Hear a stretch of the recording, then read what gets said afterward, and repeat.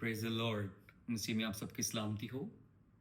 एक इशू को एड्रेस करना चाहता हूँ, एक कंट्रोवर्सी को जो सोशल मीडिया पे मेरे खिलाफ चल रही है।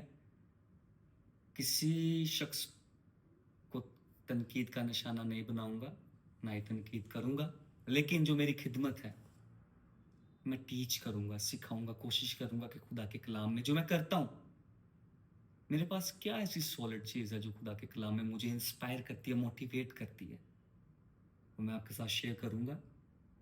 किसी का नाम भी नहीं लूँगा।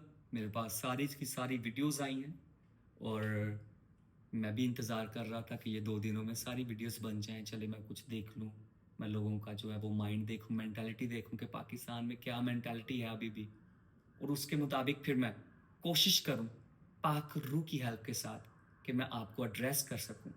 मेरे अजीज़ों, पहला पॉइंट जो है वो डांस, खुदा की हजूरी में डांस करना, क्या वो गलत है या नहीं? राइट? हम खुदा के कलाम में से देखेंगे और मेरे पास यहाँ 3 से 4 रेफरेंसेस हैं जो मैं यहाँ कोट करूंगा। पहला है ज़बूर 149, उसकी 3री आयत में लिखा है, वो नाचते हुए उसके नाम की सिताइश करें। कॉन्टिन्यूस टेंस, वो नाचते हुए उसके नाम की सिताइश करें, वो दफ और सितार पर उसकी मदद सराई करें। नाचते हुए उसकी सिताइश करो, खुदा का कलाम कहता है। उसने कहा कि वो करते नहीं थे नाचते हुए, करो, करते रहो। राइट? हम तो ये जानते नहीं, हम कैसे नाचेंगे खुदावन के हजूर, क्योंकि हमारा जो कल्चर है, हम पाकिस्तान में रहते हैं, वो हमें इजाजत नहीं देता ये करना। सो मेरे ख्याल में हमारा कल्चर बाइबल के कल्चर से ऊपर हो गया, जो कि बिल्कुल गलत है। कॉम्प्रोमाइज कर लिया हमने। खुदा का कलाम ज़बूर 150 की 4 आयत बताती है, दफ बचाते और नाचते हुए उसकी हमद करो, करते रहो। आमीन। तारदार साजों और बांसुरी के साथ उसकी हमद करो, करते रहो। आप नहीं करते खुदा की हजूरी में। क्यों?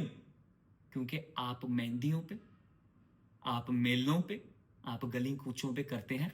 मैं करता हूं डांस, खुदा की वर्शिप करता हूं, प्रेस करता हूं, खुदावन के नाम को जलाल देता हूं, क्योंकि खुदावन का कलाम मुझे हुक्म देता है। आमीन। आपको नहीं देता। क्यों? क्योंकि आपको खुदा के कलाम का पता नहीं। उन खादमीन पे अफसोस, उन पासबानों पे अफसोस जो आपके और खुदा के दरमियान दीवार बन के खड़े हुए हैं। वो उतनी सी बात आपको बताते हैं जितनी जरूरी है आपके लिए, अदरवाइज वो नहीं बताते, और फिर वो डरते भी हैं कहीं उनके कोई मेंबर्स जो वो चर्च ना छोड़ जाएं। हालेलुया, आमीन। आगे बढ़ेंगे। दूसरा सैमुअल उसका 6 बाब उसकी 14वीं है, जिससे मैं बहुत ज्यादा इंस्पायर हूं। ठीक है, वो मेरे दिल में है, मेरी ये आयत लिखा है, और दाऊद खुदावन के हजूर अपने सारे जोर से नाचने लगा और दाऊद कंतान का अफूद पहने था। बड़ी डीप गाल है, कंतान का अफूद पहने था। इसकी वजह है उसने जो ड्रेस पहना था वो क्यों पहना था, क्यों लिखा है, उसके पीछे एक वजह है। लेकिन हम बात सिर्फ नाचने पे करेंगे। कुछ लोग कहते हैं कि झूमना चाहिए, नाचना नहीं। मेरे अजीजों, अपनी डिक्शनरीज जेडी ना वो बंद कर दो, बाइबल की डिक्शनरी को फॉलो करें। बाइबल में नहीं लिखा झूमना, बाइबल में नचना ही लिखा है। आमीन। और फिर दूसरा सैमुअल उसका 6 बाब उसकी 21वीं आयत में लिखा, दाऊद ने मीकल से कहा, ये तो खुदावन के हजूर था जिसने तेरे बाप और उसके सारे घराने को छोड़कर मुझे पसंद किया, ताकि वो मुझे खुदावन की कौम इसराइल का पेशवा बनाए। सो मैं खुदावन के आगे नाचूंगा। ये मेरा जवाब आपके लिए है। जिसने मुझे मेरे खानदान से, मेरे घराने से, मेरे मोहल्ले से, मेरे शहर से, मेरी मेरी मेरी मेरे मुल्क से जिसने मुझे ऊंचा किया, जिसने मुझे तरक्की दी, जिसने मुझे गवाही दी, मैं तो उसके हजूर नाचूंगा। ये मेरा उसे ऑनर करना है। हालेलुया, मेरा प्रेज करना है मेरे खुदावन को। आमीन। सो मेरे अजीजों, हम कल्चर में कैद हैं। हम अपने कल्चर को छोड़ के हम मसीही कल्चर में आए। बेसिकली मसीहत जो है वो कल्चर है। तो फिर हमारे जहन भी खुलेंगे। आप कुछ डायमेंशंस में क्लोज हैं, ताकि जाविये छोटे ने, मेरा इसमें क्या कसूर, मैं आपके लिए दुआ कर सकता हूँ यस्सु के नाम में खुदावंद आपके जाविया जो है, आपके डायमेंशंस जो है उन्हें बढ़ाए, ताकि तुम एक मेंटालिटी तो बाहर आओ। फिर हम बात करेंगे जूती लेके चर्च में जाना। ये बड़ा ही सेंसिटिव टॉपिक है, और मैं भी जानता हूँ बहुत सारे लोग जो हैं वो जानते हैं कि जब मूसा जो है खुदावन की हजूरी में आया तो खुदा ने कहा ये जगह पाक है, अपनी जूती उतार।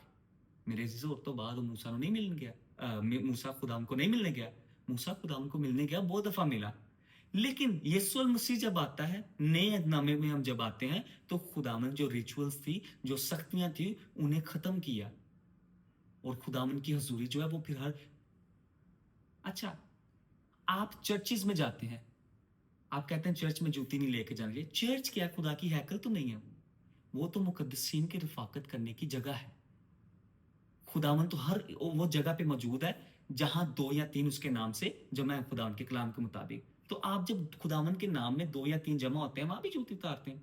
खुदा तो ओमनीपोटेंट है, उसकी सिफ्त है कि वो एक वक्त पे बहुत सारी जगहों पे मौजूद होता है। आप प्लीज खुदा को कैद ना करें, खुदावन हर जगह मौजूद है।